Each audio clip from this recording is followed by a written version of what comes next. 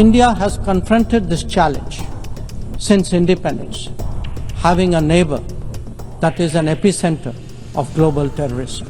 Major international terrorist attacks are traced back to that one country.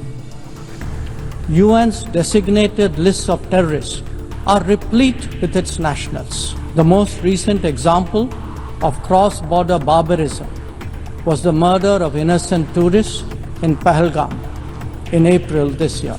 विदेश मंत्री S Jaishankar ने संयुक्त राष्ट्र महासभा में आतंकवाद पर दिए गए कड़े बयान से पाकिस्तान बौखला गया है। अपने संबोधन में जयशंकर ने बिना नाम लिए पाकिस्तान पर इशारा करते हुए कहा कि भारत आजादी के बाद से लगातार आतंकवाद की मार झेल रहा है, क्योंकि उसका पड़ोसी देश दशकों से वैश्विक आतंकवाद का गढ़ बना हुआ है। उन्होंने यह भी स्पष्ट किया कि कई बड़े अंतर्राष्ट्रीय आतंकी हमलों की जड़ें उसी देश से जुड़ी होती है। भारत के विदेश मंत्री एस जयशंकर ने न्यूयॉर्क में संयुक्त राष्ट्र महासभा के 80वें सत्र में भाषण दिया।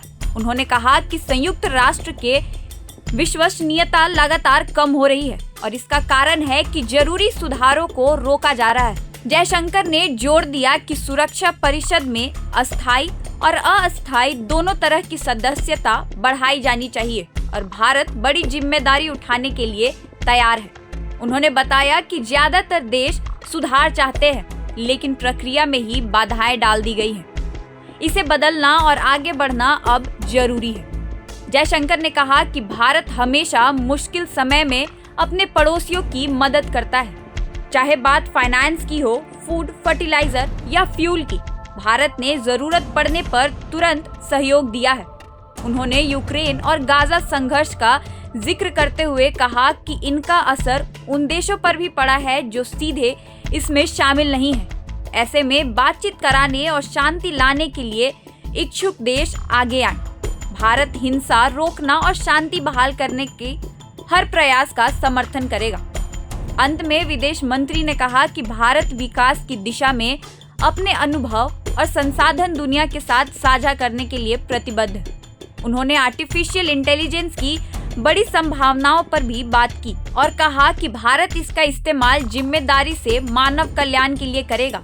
साथ ही उन्होंने घोषणा की कि भारत 2026 में समावेश और प्रभाव पर केंद्रित एक शिखर सम्मेलन की मेजबानी करे। आइए सुनते हैं कि भारत के विदेश मंत्री एस जयशंकर ने क्या कहा।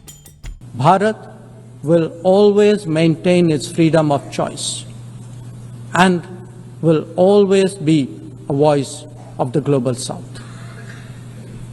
Madam President, these are certainly challenging times for the international community. Many of our assumptions and expectations no longer hold. In such circumstances, it is imperative to stay strong, to hold firm, and to deepen friendships.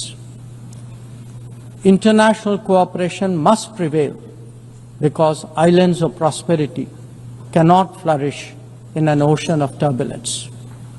A world order requires common purpose as it does empathy for others. That is where we look to the United Nations. तो आपने सुना S Jaishankar की भाषण। फिलहाल इस video में इतना ही। बाकी के अपडेट्स के लिए देखते रहे प्रभात खबर। हमारे चैनल को सब्सक्राइब करें, वीडियो को लाइक करें और अपनी राय कमेंट बॉक्स में बताना ना भूलें। धन्यवाद, शुक्रिया। प्रभातखबर.com, विश्वास वही, रफ्तार नहीं।